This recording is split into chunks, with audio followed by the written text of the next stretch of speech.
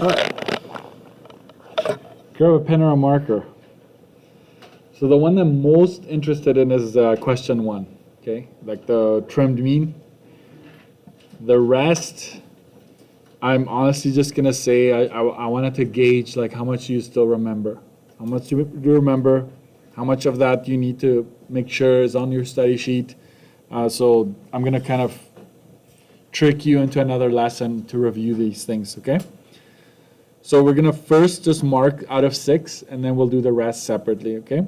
So calculate the mean salary. So without any other information, we just add up all of these numbers. We get 187,000. I need to see this, okay? Divided by 246. We're dividing it by 6 salaries. And so on average, an employee makes this much money at that plumbing store.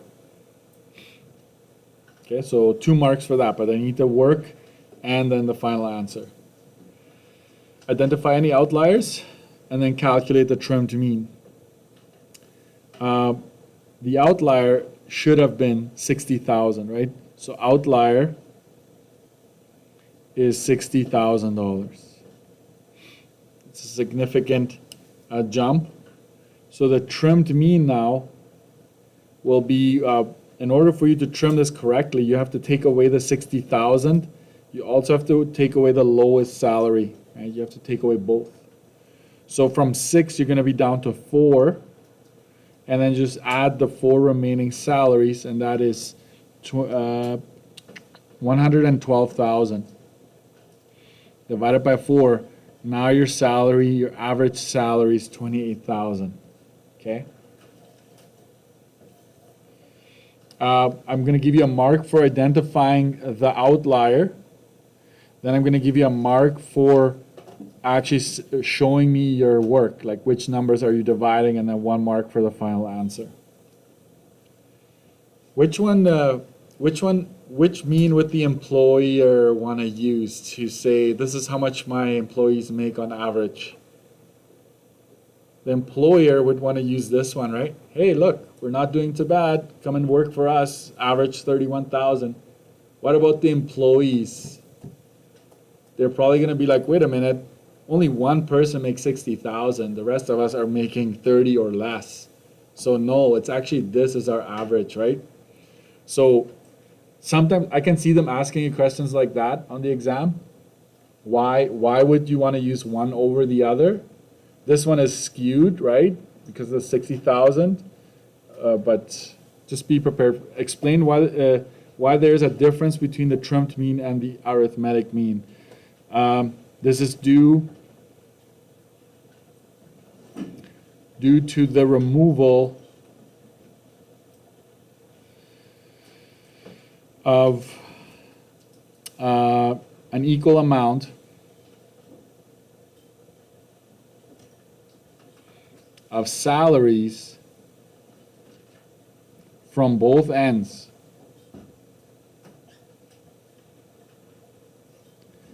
This also omits the outlier, which is $60,000. Okay, so that would be a good explanation. Like, so why are they different? Well, the trimmed is different because you omit one from both sides. I think I'm not very specific here. Explain why there's a difference. The trimmed mean is different due to the removal. I should have said that. The trimmed mean is different. Looks like my essay that I submit. And here, try it. It's good enough, right? The trimmed mean is different due to the removal of an equal amount of values from either end. You could have also said the arithmetic mean is different because it involves all values. It doesn't omit anything. So you could have gone from that perspective if you wanted to. Okay? All right, so 6 marks for that. So give yourselves a mark out of 6. Then it kind of ends here. And the rest is just going to be What will I do with the rest? I'm just gonna correct it and see how you did. Okay, so if you're hoping for a mark there today, I'm gonna disappoint you a little bit. So this one is what? Do you remember this one? What scenario is this? If I use letters. SAS, right? SAS. Okay, SAS. That means I have to use cosine law. Okay. So in this case, it would just be x squared is going to be 3 squared plus 7 squared minus 2 times 3 times 7 times cosine of 28. That would be your setup there. And then we type this into our calculator and we get a number, and that's 20.916. If you want to write down at least the correct answers, write down the correct answer so you can go back and correct this later on or try this. Okay? This one here, you've got a pair. I don't know if you noticed it. Then it's definitely sine law, right? Sine law because of the pair. So we're going to go sine of 92 degrees over 27.3 centimeters.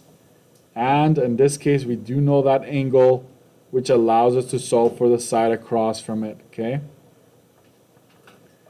And there you would cross multiply and divide.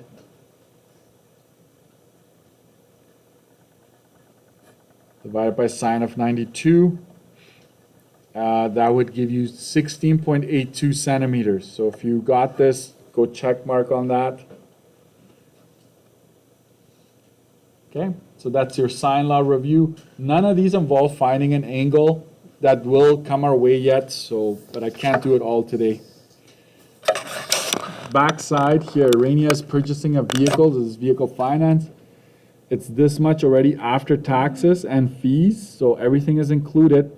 She will be making a $12,000 down payment. Calculate her monthly payment. So to figure out the payment, I go price of the car minus the down, and I go table rate divided by 1,000, right?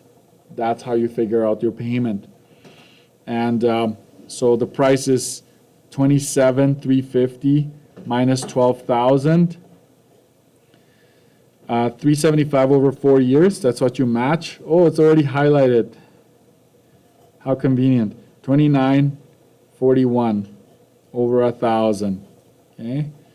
I'm going to do one more line here. Your loan ends up being, 1 second here, $15,350. You multiply that by 29.41 over 1,000.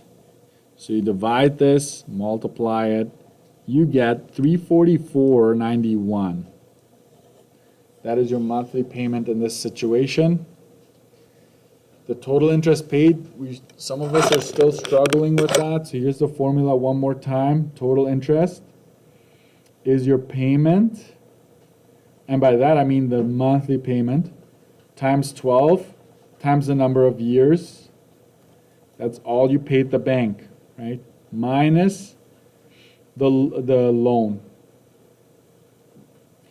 And the loan is you subtracting the price minus the down payment. That's how much the loan is. So this would be $344.91 times 12 times 4 minus $15,350. If you do that correctly, you get $1,205.68. If you did that correctly.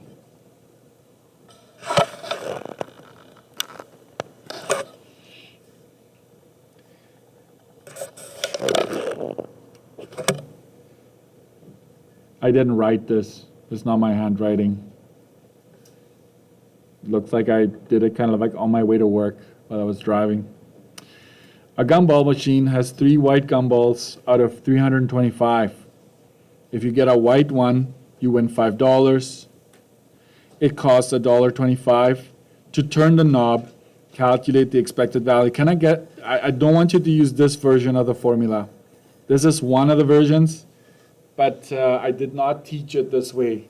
I don't teach it using this formula anymore because it actually is more complicated. It makes it more difficult. So what I do is expected value. I just figure out the way to win the first prize,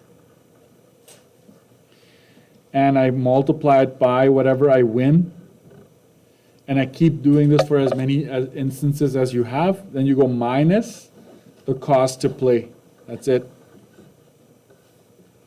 So let's figure that out. 3 over 325 times that gives you 0.0346 minus 1. No, sorry. That isn't right, is it? 1 second. I made a mistake there. 0.05 technically, minus 1.25, and you get negative 1.20. That is your expected value. Yeah. So, should you be playing? No, right? Because it's negative. Is it good for the store owner to give this game, to have this gumball machine? For the owner, it's good because the customer is going to lose, they're going to win. That's it. I'm curious to